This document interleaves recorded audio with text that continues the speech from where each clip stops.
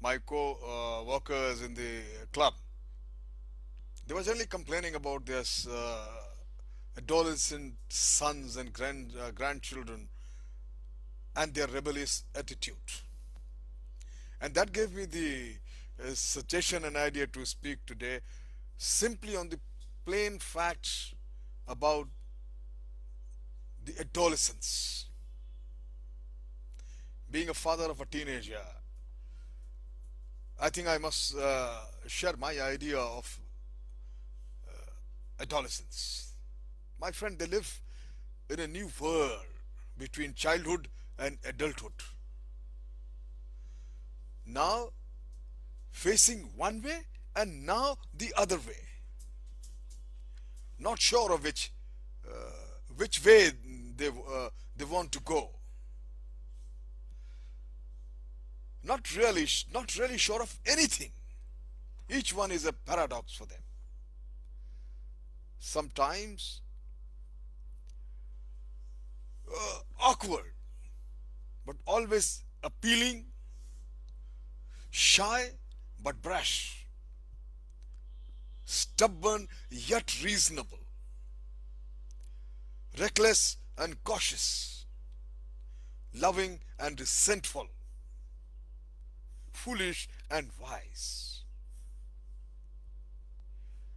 They are conservatives, my friend, because something in them dreads being different.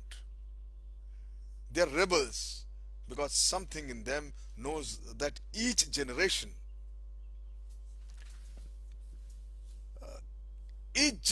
must break away from the one that precedes it. My friend, they study and their mind leap far ahead of their emotions. They think and their emotions cover everything. We don't even have a good word to describe them. Adolescence is surely clumsy and cold. Teenager is too often a term of reproach. They are a trial to up at times, but a wonderful trial surely. They are our children. They are the unfolding picture, and above all, they are individual, they are people. Early in the second decade of life, every boy and girl enters the stage of uh, sexual maturity, the adolescence. The physical changes in the body have a profound effect on the total personality. Emotionally, intellectually, and spiritually, adolescence is a time the childhood dependencies, I would say, and the ways of the life are abandoned, more or less for good. This cannot be achieved without conflicts and confused feelings, moodiness, loneliness, self-doubt. Each adolescent must begin to find his or her own identity, his or her own place in relation to work, to citizenship, to his spiritual and moral commitments. Each must learn the intimacies of loving and being loved in preparation for the adult role of a husband or wife or father or mother. It takes years for the transition to adulthood in approach a degree of to approach a degree of stability. Adolescence, my friend, makes a appearance very gradually. Between the age of 9 and 12, the period of pre-adolescence, the child loses some of the charm and tractability of childhood. he or she begins to gripe about uh, accustomed routines at home, to resist rules and challenges, resist all regulations. His or her language and habits become sloppy.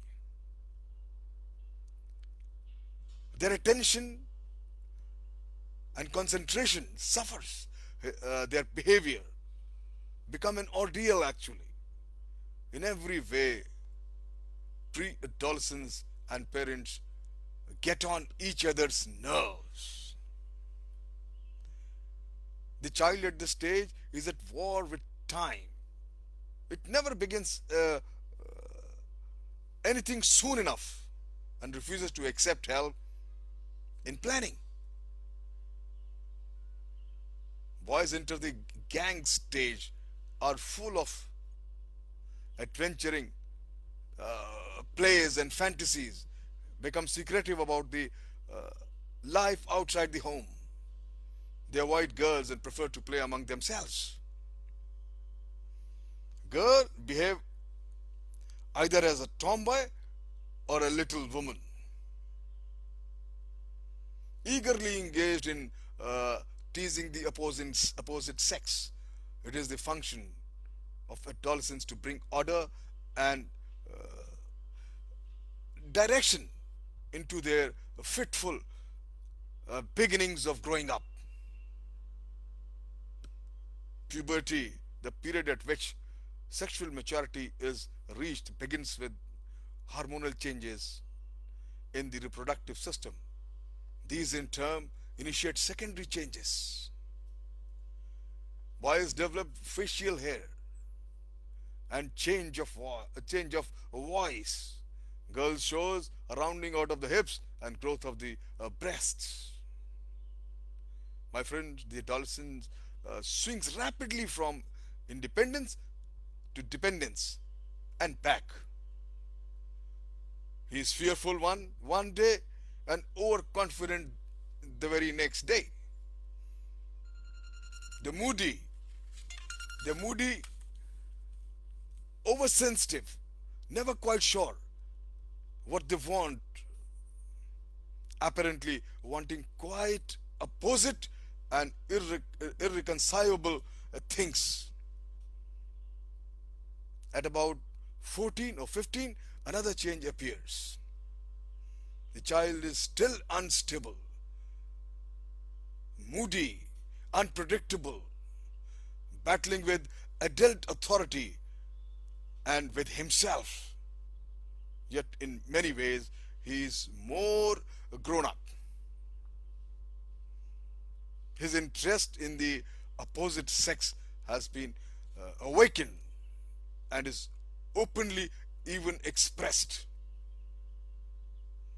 At this stage, the growing child they become very meticulous about their appearances and manners, as he or she was careless a few years before. They are considerably more responsible. They may even throw themselves into work with new vigor and direction. They still lapse into introspection and these childish patterns of problem solving, bragging, swaggering, sulking, but they are making an attempt to solve their problems on a more mature level, because the adolescents deeply engaged in a struggle for emotional emancipation from their parents. Their help is resisted rather than sought. Often a teacher or other adult serves as the adolescent model.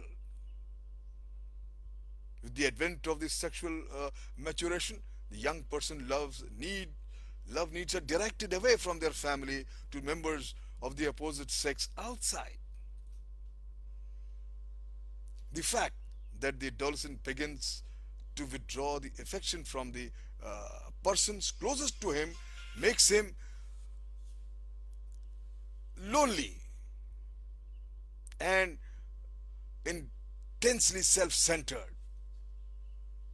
During this period, sexual expression is normal, and adolescents usually engage in sexual experimentation in some form. Necking, petting, sex plays are common. Masturbation among boys is almost universal before adult sexuality is established.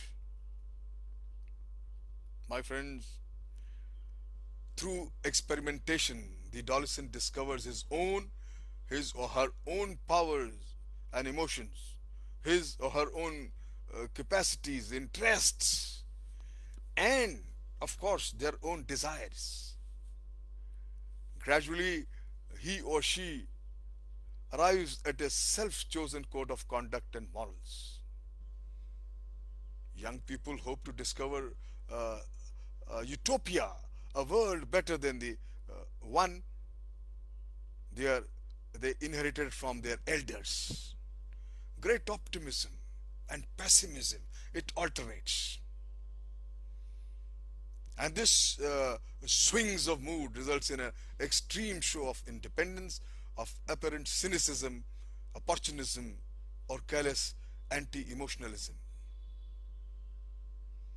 An understanding adult is the only safe bridge, my friend, for an adolescent as he or she moves from childhood to adulthood.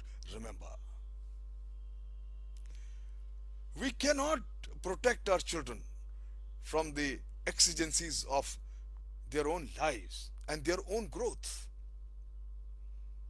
Life starts anew with each generation, and life lessons must be learned anew by each person in his own way and through his or her own experiences. An adolescent thus has to make many wrong decisions, my friend, in order to learn.